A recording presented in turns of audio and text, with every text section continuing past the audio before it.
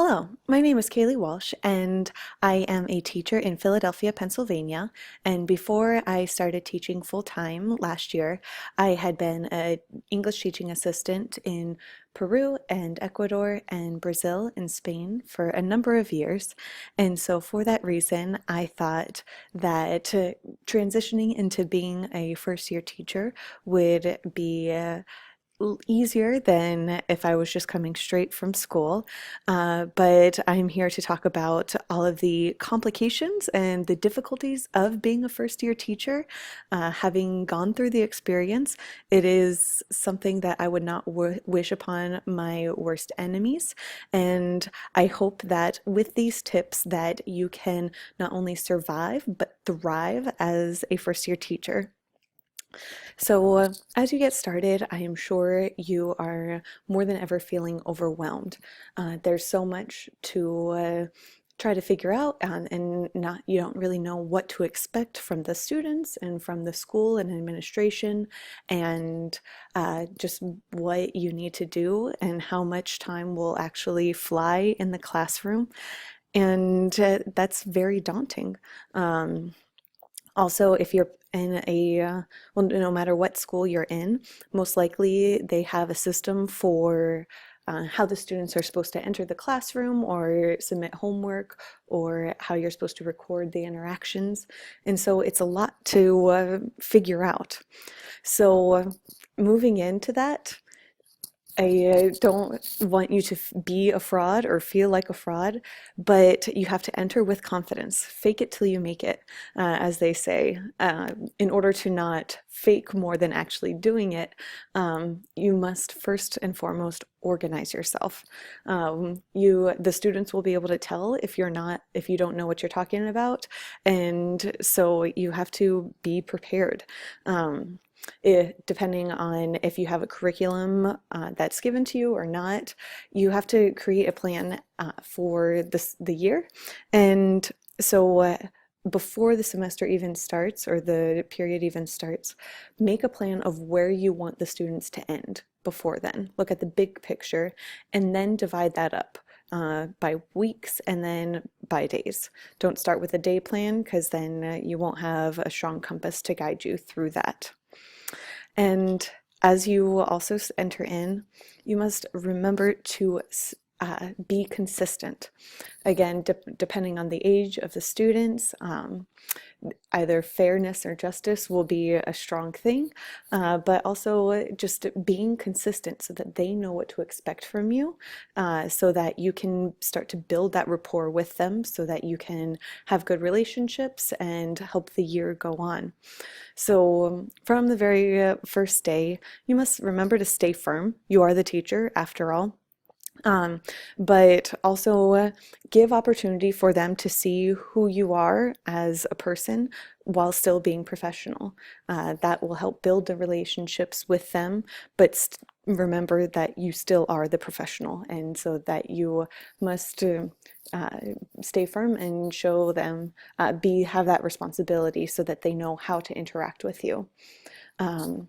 Also, that I know there's a saying of don't sweat the small stuff, but in the classroom, you must sweat the small stuff. If there's behavior issues with students, if they're starting to slack on their homework, you must nip that in the bud right away.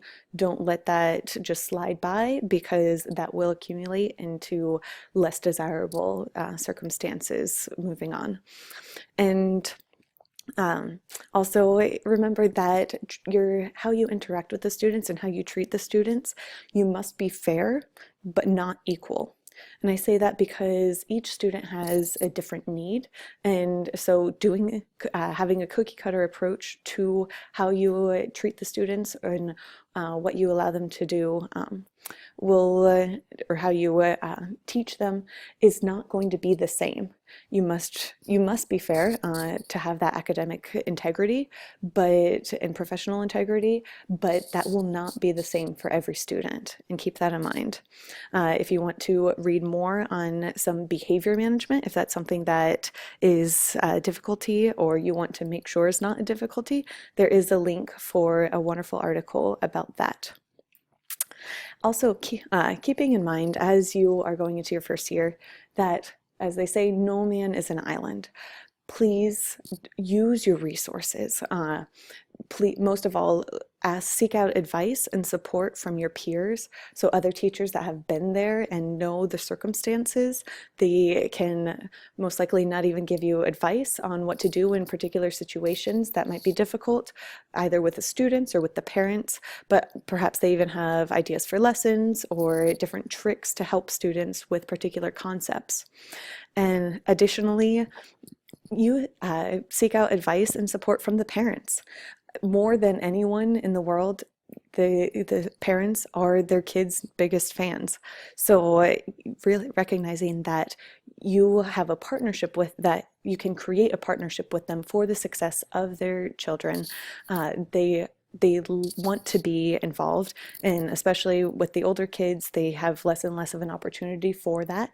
And so if you can, as the teacher, can create the ways for to build that bond and that connection between them and their student, and have them rely on each other for their academic success, that will be invaluable. Also, if you are having some issues with a student, making sure to contact the parents, and first of all, naming some wonderful qualities and ways that you love the student, but then also asking them if they have any strategies of dealing with particular behaviors.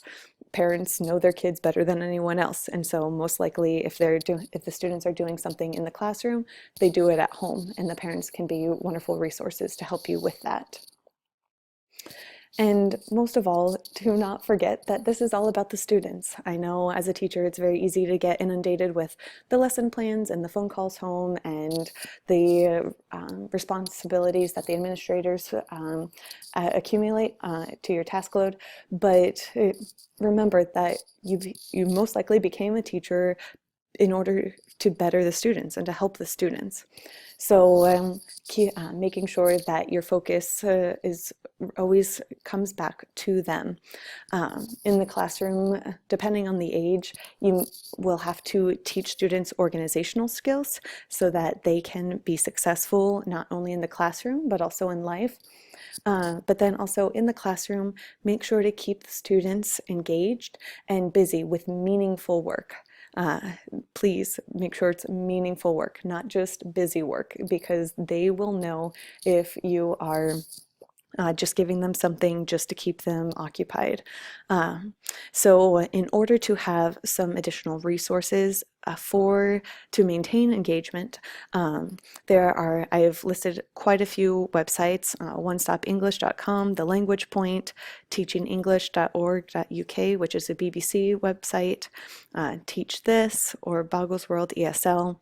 All of these have excellent activities, and some of them include full lesson plans so that you can just print that out and have the students working on particular themes.